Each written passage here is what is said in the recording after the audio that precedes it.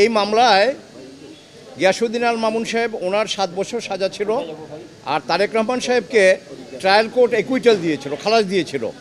ওই খালাসের এগেনস্টে দুদক আবার হাইকোর্ট ডিভিশনে আপিল করলে পরে ওই গিয়াসউদ্দিন আল মামুন সাহেবের যে সাজা ওইটা বহাল রাখেন, আর তারেক রহমান সাহেবের একুইটালের এগেনস্টে খালাসের বিরুদ্ধে যে ওই আপিল মঞ্জুর করে ওনাকেও 7 বছর দেওয়া হয়। তার এগেনস্টে আমরা অ্যাপেলেট ডিভিশনে আপিল করি এবং মাই ফ্রেন্ড মিস্টার জাকির উনি আমাদের পক্ষ থেকে মেনলি এই মামলায় ভূমিকা পালন করেন, শুনানি করেন।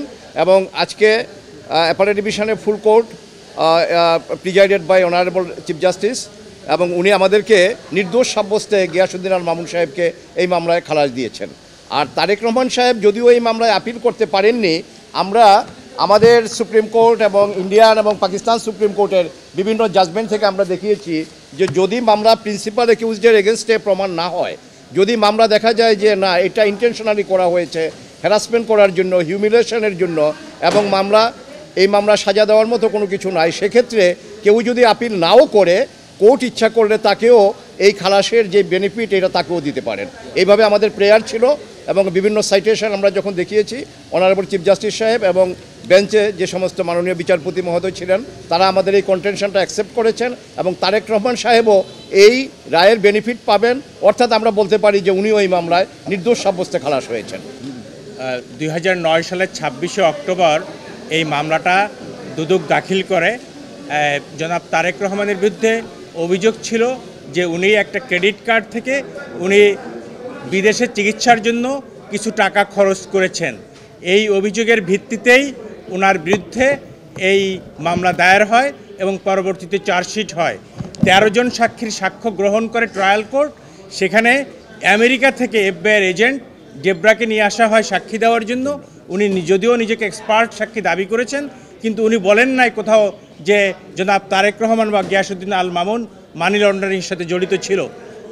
এবং ট্রায়াল কোর্ট সব কিছু দেখে শুনে 13 জন সাক্ষীর সাক্ষ্য পর্যালোচনা করে জনাব তারেক রহমানকে নির্দোষ প্রমাণিত হয়, ওনাকে বেকসুর খালাস দেন।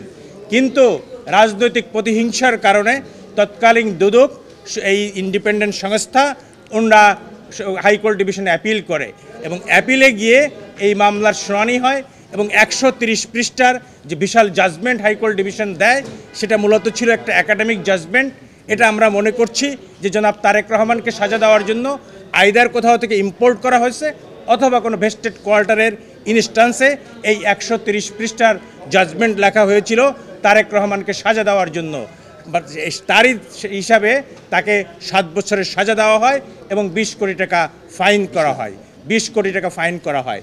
এবং তৎপরবর্তীতে জনাব কন্টেস্টিং অ্যাপিলেন্ট জনাব গিয়াসউদ্দিন আল মামুন এই লিভ টু অ্যাপিল দায়ের করেন। এই লিভ টু অ্যাপিলের উপরে বিস্তারিত শুনানি হয় অ্যাপিল বিভাগে লিভ গ্রান্টিংয়ের সময়। তখন শুনানি আনতে হাইকোর্ট অ্যাপিলেট ডিভিশন দেখতে পান যে এই মামলায় কোনো সাবস্টেন্স নাই। এই দুদক যে মামলাটা করেছে এই মামলাটা দুদকের করার কোনো অথরিটি নাই, আইনগতভাবে এবং অচল।